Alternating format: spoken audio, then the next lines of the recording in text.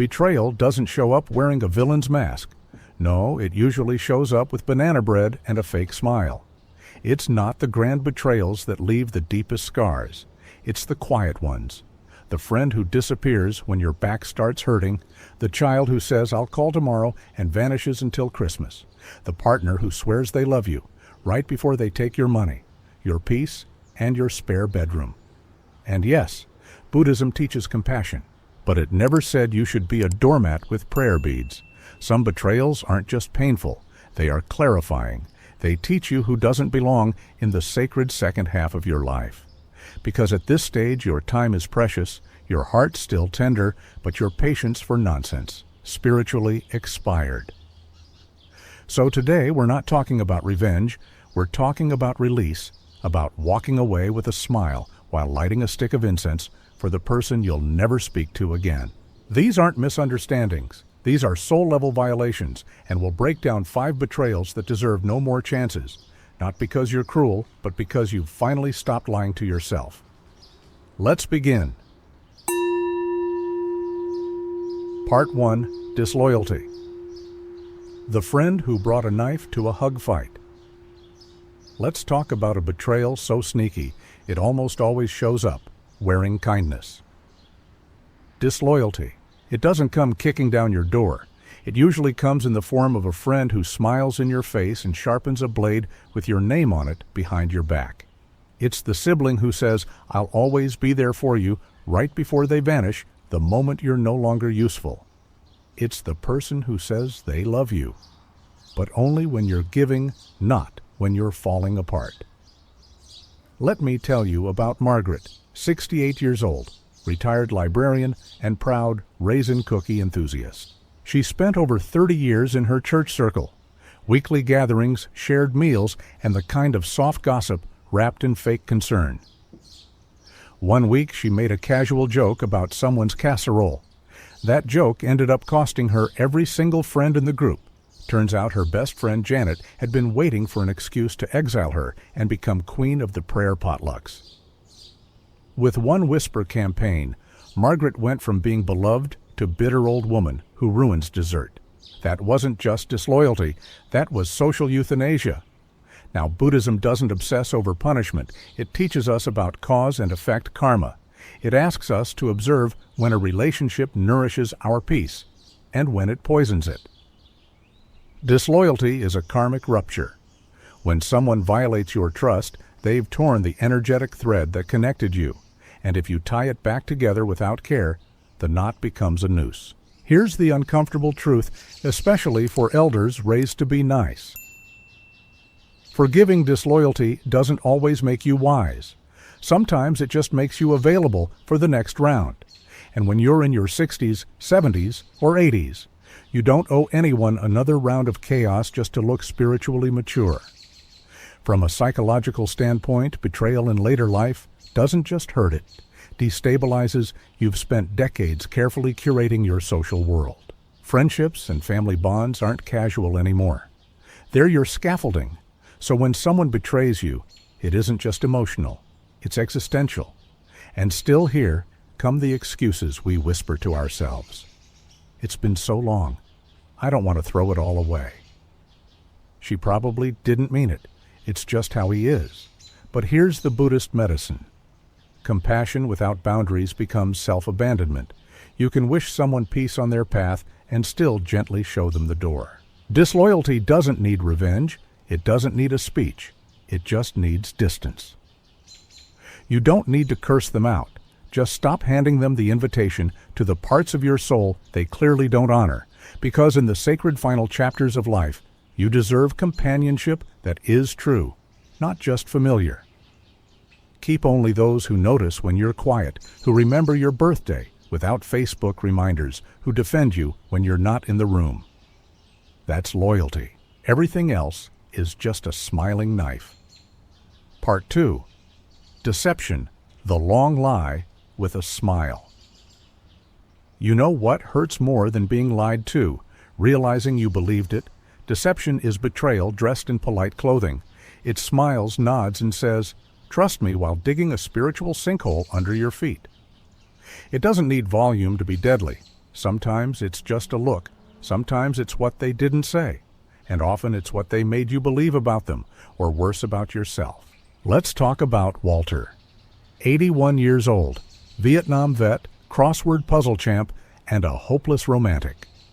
He met Lorraine at a local senior meetup group. She was charming, well-dressed, and said all the right things. They shared coffee, long walks, and plans to move in together. 2 months before that move, Lorraine vanished. Just gone. No calls, no letters. Turned out she had done this before to 3 other elderly men, each time leaving with small gifts that looked suspiciously like chunks of their retirement. Walter said what most of us do: I should have known, but how would he have? Deception is a performance, and good performers don't get caught until the show is over. Buddhism tells us that truth is not a luxury, it is a requirement for peace. Truth satya is one of the 5 precepts, not just for others, but for yourself. When you allow someone to lie to you, especially repeatedly, you don't just lose trust, you lose your ability to clearly see. And that's where the real damage lies. See, elderly people are particularly vulnerable to deception, not because they're weak, but because they've spent a lifetime learning to give people the benefit of the doubt. The assumption is, surely they wouldn't lie to someone like me, and that's exactly what manipulators count on. Let me say something that may feel sharp. They didn't lie to you because you were dumb. They lied to you because you were kind. And kindness without awareness is a con artist's playground. Psychologically, deception can cause cognitive dissonance, where your brain tries to reconcile. This person says, they love me with this person just drained my bank account. That split can create internal suffering long after the person is gone. Many elders describe this kind of betrayal as a fog they can't seem to walk out of, and that fog breeds shame. But here's the truth: the shame isn't yours to carry. In Buddhist psychology, the mind thrives on clarity. When deception enters your life, it muddies the waters, and if you don't remove the source, you're not practicing compassion, you're soaking in a swamp. Now, some people will tell you it was just a little white lie. It's not a big deal. They didn't mean harm. But intent doesn't change impact, and Buddhism isn't interested in moral loopholes. It's about right action. And lying, especially to someone vulnerable, is a karmic time bomb. So what do you do when someone lies to you? You don't yell, you don't beg for the truth, you simply stop believing the performance. You don't wait for the curtain to fall. You get up, walk out of the theater, and never buy a ticket again. Because when you're in the final seasons of your life, you deserve peace, not plot twists, and anyone who plays games with your trust, let them lose access to your stage. Part 3, Broken Trust, when they know better and still hurt you. Broken trust isn't loud. It doesn't always come with betrayal, fireworks, or dramatic exits. Sometimes it's quiet. Sometimes it's your child not showing up again. Sometimes it's the partner who hears you cry and still rolls over to sleep. And that's what makes it hurt worse, because they knew and they did it anyway. Trust is sacred in Buddhism. It's not just emotional, it's karmic. When you give someone your trust, you're not handing them your brain, you're offering your heartstream. You're saying, here I believe you'll carry this gently, and when they don't, it's like dropping a porcelain cup you spent a lifetime glazing with patience. Let's talk about June 74th. 2 years ago, her only daughter said, I'll call every Sunday. That first Sunday came and went. So did the second. June sent a few texts. Silence. Months passed. Then one day, the daughter reappeared like a ghost. In skinny jeans, asking for a loan and a place to stay. And June, bless her, almost said, yes, because love makes fools of us all, especially when it's wrapped in memories and baby pictures. But something in her stopped. Maybe it was the silence. Maybe it was the echo of all those empty Sundays. And that's the thing about broken trust. It doesn't need a grand betrayal to snap. It snaps in the little things. The unreturned calls, the promises made too easily, the apologies that feel like scripts from a bad soap opera. Elderly psychology tells us that in later life, emotional ruptures hit deeper. Not because we're fragile, but because we're awake. By 70, You don't love casually. You don't trust easily. So when that trust is broken, it's not just a disappointment, it's a spiritual fracture.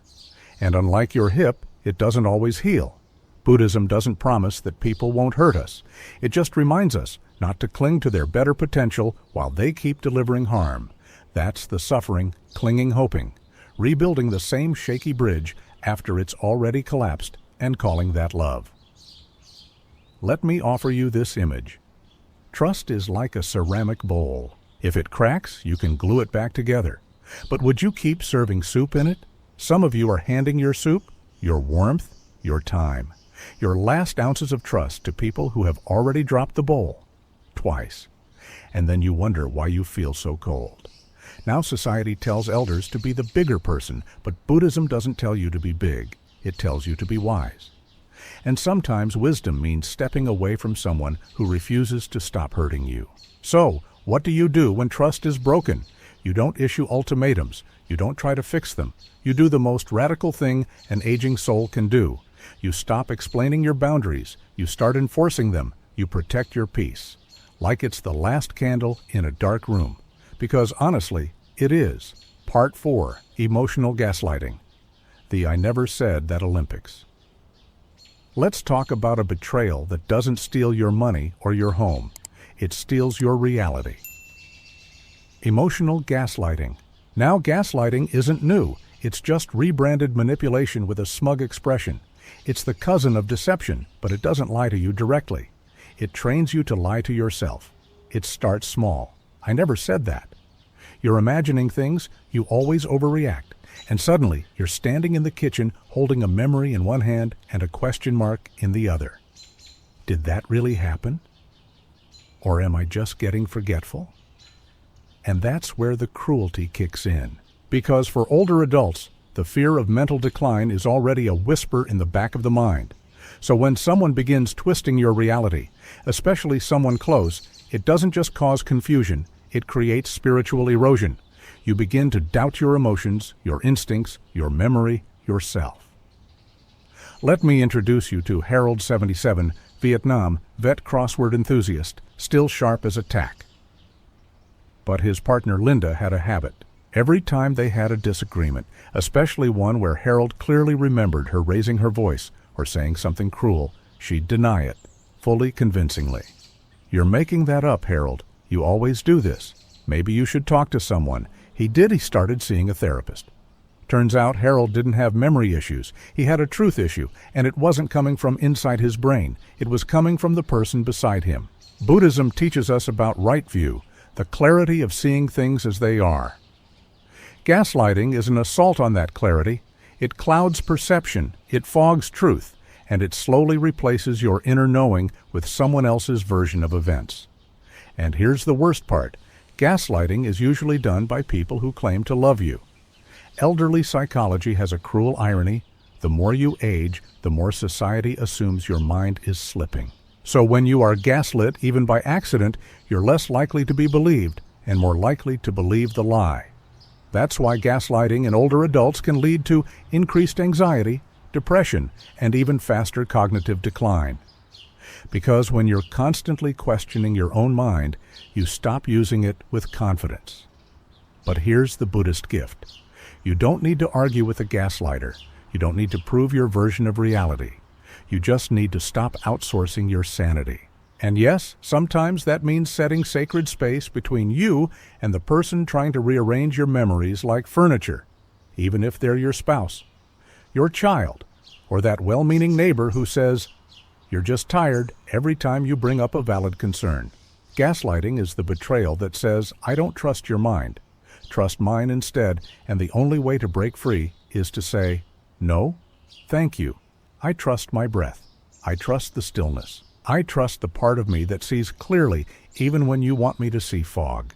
So if someone in your life keeps flipping the script, burning the pages, and then handing you a blank book, don't write a new chapter with them. Just stop reading from their version entirely. Part 5. Betrayal by Pretend Kindness. Smiling while they strip your dignity. Sometimes the deepest betrayal isn't a knife in the back. It's a warm hand on your shoulder, gently guiding you off a cliff. Pretend kindness. You've met it, you might be living with it. It's the adult child who moves in to help, and within 6 weeks, you can't use your own stove without asking permission. It's the nurse who calls you sweetie and speaks to you like you're 5, right after taking away your walker for your safety. It's the neighbor who brings you soup, but starts opening your mail without asking. Let me tell you about Loretta. 72, fierce, funny, perfectly capable. Her son Greg moved in after a divorce. Said he just needed time to get back on his feet. Within a few months, Loretta's TV remote was too confusing, her diet was too sugary, and her checking account had mysteriously merged with his. One morning she woke up and realized she had become a guest in her own life. That's not caregiving, that's colonization with a smile.